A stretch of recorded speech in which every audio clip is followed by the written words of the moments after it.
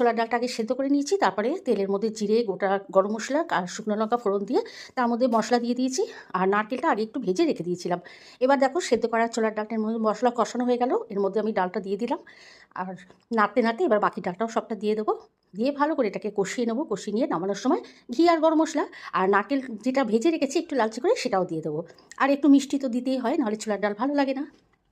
এখানে দেখো আমি ময়দাটা সাদা তেল দিয়ে আর তার মধ্যে জোয়ান দিয়েছি, দিয়ে আর যেটা কড়াইশুঁটি পুর করে আমরা যেটা আলাদাভাবে তৈরি করি বাটি করে তার মধ্যে দিই, কিন্তু এবারে কিন্তু আমি একটু অন্যরকম করলাম।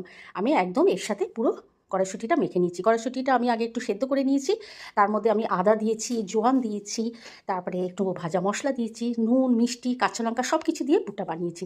তো দেখো এবার আমি ফুলকো ফুলকো কড়াইশুঁটি নিয়ে চলে এলাম কচুরি। তো একটা জয়নগরের মোয়া, আর শীতকালে জয়নগরের মোয়া পাতে থাকবে না এটা তো হতেই পারে না। ছোলার ডাল, গরম গরম ফুলকো ফুলকো কচুরি, সাথে এখানে আছে চিকেন মালাই কাবাব, আর সাথে আছে গ্রিন চাটনি। তো চলো আজকের এই রেসিপিটা কেমন লাগলো তোমাদের অবশ্যই কমেন্ট করে জানিও।